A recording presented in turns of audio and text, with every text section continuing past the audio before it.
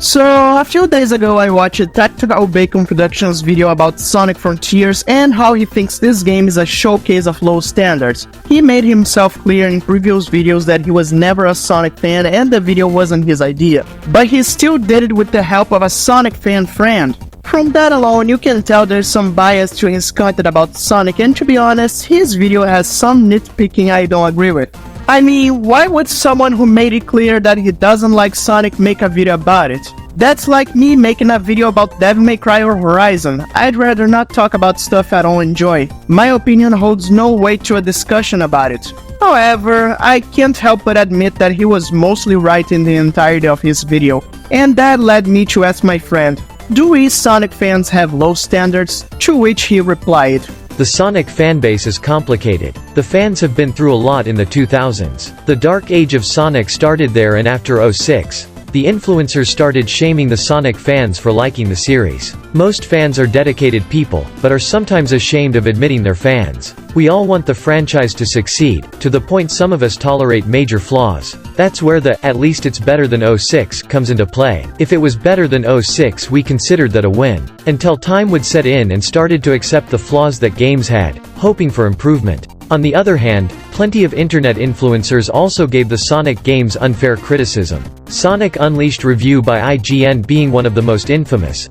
and when criticizing something they don't really dive into what the issue was and just call it a problem. An example of unfair criticism is Sonic's friends. Plenty of people keep saying that Sonic had stupid friends, but that wasn't an issue until Sonic 06 came along. Most characters were handled poorly, and most people agreed that Sonic was handled the best in that game. So everyone wrote of that Sonic team shouldn't write multiple characters at once and should reduce their number, completely forgetting that Sonic 06 went through development hell. Now we got the fan remake P06 that improved the handling of all the characters and made them fun to play. They also say, Sonic shouldn't have a story, even though the shonen style of stories is what drew people in. Something definitely is wrong with the series, but nobody really can figure out why. You get plenty of Sonic videos, claiming to know what the problem is, but do they really? The Sonic fanbase is pretty much divided and are often fighting amongst themselves, but even that doesn't come from nowhere. The fans all have a burning passion for Sonic and wants the series succeed, including myself. Unfortunately, the passion can be a double-edged sword. The more passionate the community is, the more toxic they can be. Take Dark Souls or Final Fantasy XIV as an example. People love those games so much that they take them too seriously. Sonic fans, unfortunately, are similar. Even sharing an opinion can get people riled up, even if it's an innocent criticism. We are now overprotective of the franchise to the point that we don't want to hear criticisms of the games even though they are clearly needed. The fanbase is complicated, and from the outside we may come off as weirdos, toxic and cursed. I mean, I wanted to show off Tails' English voice in Sonic X, so I typed Sonic X Tails. I regret doing that. I was asked if I think that the Sonic fanbase has low standards, and all I can say is yes and no. Keep in mind that Sonic survived things that would normally kill any other video game franchise because of the fans, but it's also true that the fans held the series back, but that too isn't for no reason. Sega themselves held Sonic Team back and made questionable decisions. All I can say is that we have been burned too many times, not just because of bad games, but also how we were pretty much shamed for liking Sonic Online. Remember IGN's Sonic was never good video? Yeah, well, I'm off. Thanks for listening to my side of story about the Sonic fanbase. I think he's absolutely right. On one side you have people who have no idea what they're talking about and just start nitpicking and criticizing stuff they're not supposed to, which makes as much sense as complaining that Doom is too violent or that Devil May Cry should be a Souls-like. On the other, you have fans getting happy with crumbs and getting overly defensive over the smallest and fairest criticism. I can understand being passionate and defending what you like. I'm naturally a defensive person myself. Whenever someone criticizes something I like, I feel the need to defend it. But to be fair, a lot of criticisms to Sonic games are mostly constructive. People don't criticize the games because they're bad.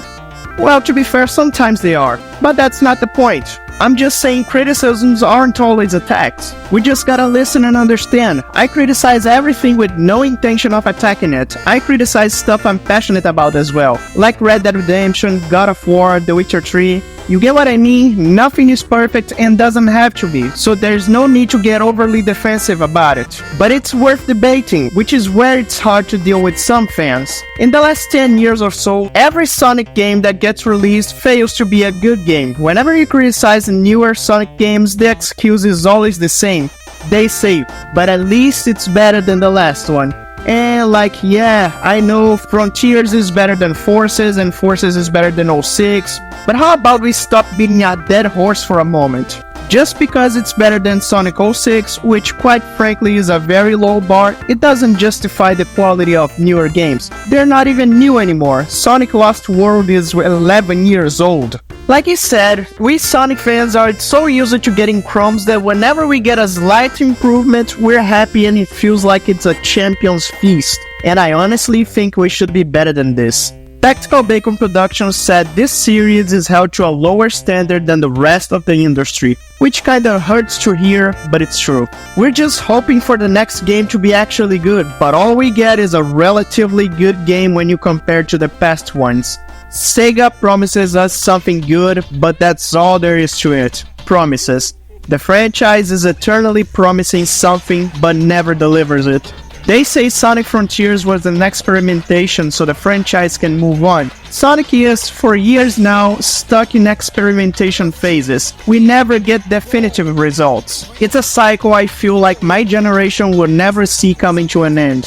One big problem with Sonic games is that they're treated as that only. Sonic games, not as games. It's hard to get new people into it. Most people who play Sonic only do so because of their nostalgia.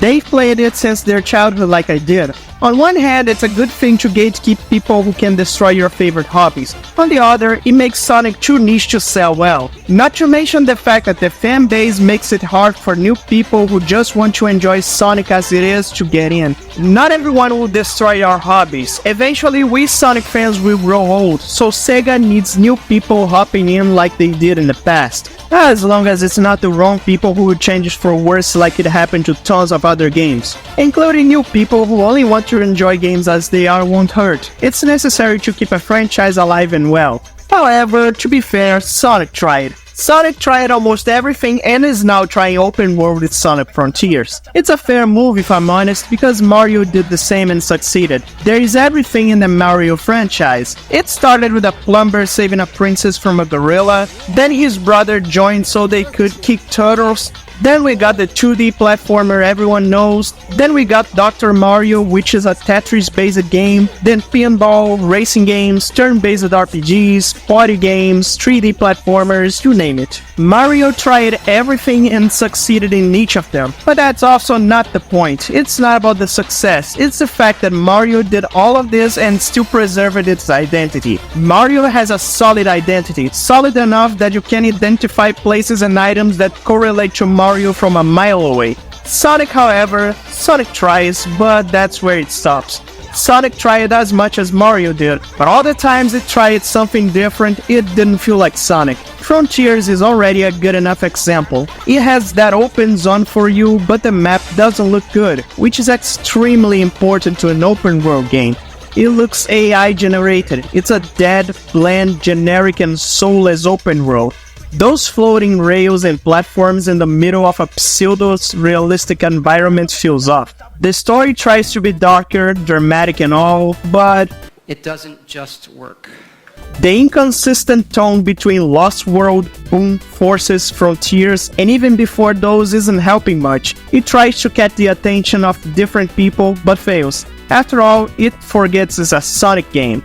The movies and the animations are a different story. The identity is there. Sonic Boom was liked by almost everyone for good reasons. If you ask me what the identity of Sonic is, I'd answer with Archie comics and the old animations. Those were Sonic as I knew. He caught the essence of the games just fine. Hell, Sonic had a brother called Manic and a sister named Sonia before.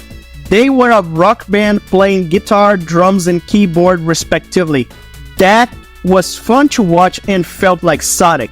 Cartoon stuff feels like Sonic, at least that's something my friend says and I agree. I mean, it worked just fine for almost every animation and even in the movies.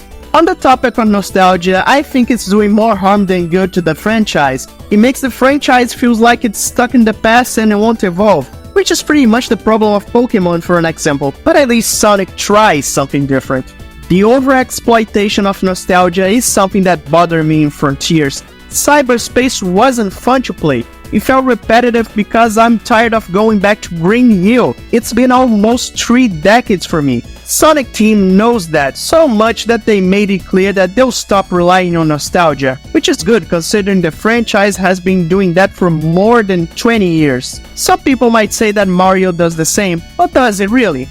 Mario is still fun to play today and it keeps innovating the gameplay and creativity. There is always something new. Unlike Sonic, which just feels like we're stuck in an eternal loop of nostalgia. Having identity and being stuck to the past are 2 different things, which is something I can give Devil May Cry credit for.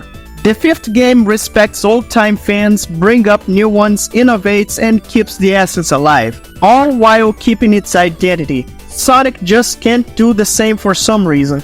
And I say this being an old-time Sonic fan. I played Sonic since I was 4. I played the Master System version first, which for some time I thought was the original game considering how much of an upgrade the Genesis version felt like.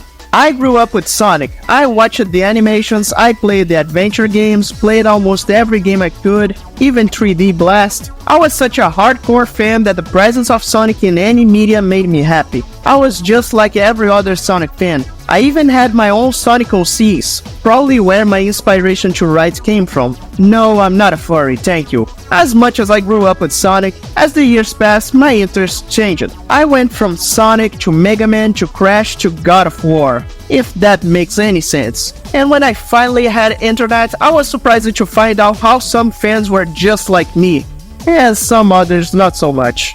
Being part of the Sonic fanbase is a double-edged sword, with one edge being sharper than the other. Like my friend said, the Sonic fanbase doesn't have a very good reputation, but not without a reason. Unfortunately, not only when it comes to criticism, but Sonic fans can be very toxic if you're not lucky enough. They're not friendly towards each other either. It's an experience I don't recommend. There's been notoriously bad people in the fanbase too, which doesn't help us. They really can't help themselves against other fanbases. I remember what happened in the Game Awards of last year. What they did to the Genshin Impact fanbase made me and my friend feel ashamed of being Sonic fans. Whether or not you like Genshin Impact, I don't care. They lowered themselves so much to the point of almost making the Genshin fans look sane. Almost. Sonic Frontiers didn't deserve the award, but I doubt some fans will learn their lesson. Some are still whining. To be honest, Sonic Frontiers wasn't even that good to deserve any award besides soundtrack, because let's be real, Sonic is universally praised for its soundtrack as it should. Anyway, I enjoyed Frontiers for the first time around and tried to play it again. I dropped it in the first hour. I got bored right away, and I was in for the new content, but I lost interest immediately. More specifically, I dropped it when I got to the Ashura mini-boss. That giant piece of shit. I really wanted to see what changed in the game, to play as Sonic's friends, to have fun, but I just didn't. To be fair though, I don't usually replay a game, but Sonic Frontiers didn't even make me want to access the new content. You know which Sonic game was good and the fanbase didn't give a shit back then? Sonic Unleashed. A game that to me truly had identity, was fun overall, brought up hack and slash to it, without losing identity as a Sonic game. It had a good but also serious story and world building. It did all of that not having many characters, and I'm surprised that Tactical Bacon Productions didn't like it, knowing he's a God of War fanboy just like me. The fact that this game had to wait years to be called an underrated masterpiece just shows how ungrateful Sonic fans were back then. Now we don't even have a PC port for it. A shame. All in all, being a Sonic fan is painful. We try our best to have fun and be friendly to each other. Some of us at least, but unfortunately other fan bases made us laughingstock thanks to the perpetual state of the franchise. We can only wish the day comes when a Sonic game is so good everyone actually likes it and it gets some awards. But for years now we're stuck to the experimenting phases and it's hard to have some goddamn faith that it will ever take off. But we can't lose hope. It's all we have left when all else is lost. However, another thing my friend is right about is that people make videos claiming they know what's wrong with Sonic, but today, I'd like to say that also applies to me. I told you my opinion, but am I really right about all this? I could be as wrong as everybody else is for all I know. And that's okay. The answer to that question was never that simple. Anyway, that's all I wanted to talk about. For more videos about video games, movies, and anime, please like and subscribe. I'll catch you later then.